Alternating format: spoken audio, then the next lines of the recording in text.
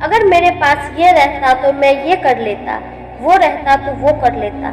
Suppose that अगर मेरे पास एक अच्छा कैमरा रहता तो मैं भी वायरल हो सकता हूँ, या फिर मेरे पास पढ़ाई के अच्छे रिसोर्सेज होते तो मैं भी कंपटीशन आराम से निकाल सकता हूँ, या अगर मेरे पास साधन होते कि मैं दिल्ली जाके पढ़ सकता तो मैं आराम से यूपीएससी निकाल सकता हूँ।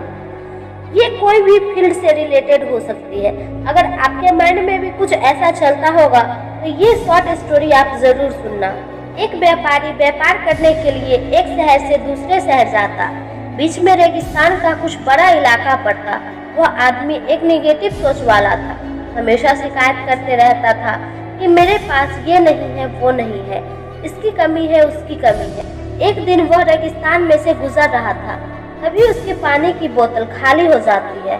उसे बहुत जोर से प्यास लगती है, लेकिन रेगिस्तान में पानी न मिलने की वजह से उसे बहुत गुस्सा आता है और बोलता है कि कितना खराब जगह है, ना कोई पेड़, ना कोई रास्ता, रेगिस्तान भी पार करना है। तभी आसमान की तरफ देखकर कहता है, भगवान ये कैसा जगह बना दी है आपने। अगर मेरे पास बहुत सारा पानी होता, बहुत सारे संसाधन होते तो इस जगह पर हरियाली कर देता, मैं बहुत सारे पेड़ लगा देता। वो आदमी ऊपर देखकर ये सब बातें कह रहा होता है और ऐसा लग रहा था कि जैसे ऊपर वाले से जवाब की प्रतीक्षा कर रहा है, भगवान कुछ दे दे। अब चमत्कार ये हुआ कि वह जैसे ही नीचे देखा, उसकी आंखों के सामने एक कुआं दिखाई दिया। वह पूरी तरह से घबरा गया, क्योंकि उसने कभी भी उस रेगिस्तान में कोई कुआं नहीं देखा था। वह कुएं के पास पहुंचा तो देखा कि कुआं पूरी तरह पानी से भरा हुआ है, परंतु वो आदमी नेगेटिव सोच वाला था और हमेशा शिकायत करते रहता। और फिर से आसमान की तरफ देखकर बोलता है, भगवान पानी से भरा हुआ कुआं तो दे दिया, लेकिन पानी निकालूंगा कैसे। तो इस बार जब वह नीचे देखा तो फिर से चमत्कार हुआ। उसने कुएं के पास रस्सी और बाल्टी दिखाई दी, लेकिन आदमी फिर से देखकर बोला, भगवान अब पानी को ले जाऊंगा कैसे। तभी उसको एहसास हुआ जैसे उसके पीछे कोई है। वो पीछे मुड़कर देखा, एक ऊंट खड़ा था।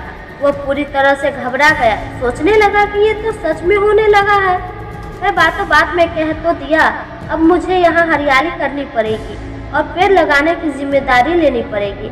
आदमी को पानी से भरा हुआ कुआं मिल गया, बाल्टी और रस्सी भी मिल गई, पानी ले जाने के लिए ऊंट भी मिल गया, सब कुछ मिल गया।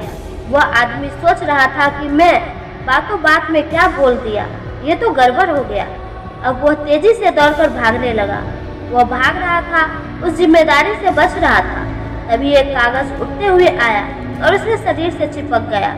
उसने जब उस कागज को देखा तो उस पर लिखा हुआ था कि मैंने तुम्हें पानी दिया, कुआं दिया, रस्सी और बाल्टी भी दी, पानी को ले जाने के साधन भी दिए, फिर क्यों बचकर भाग रहे हो।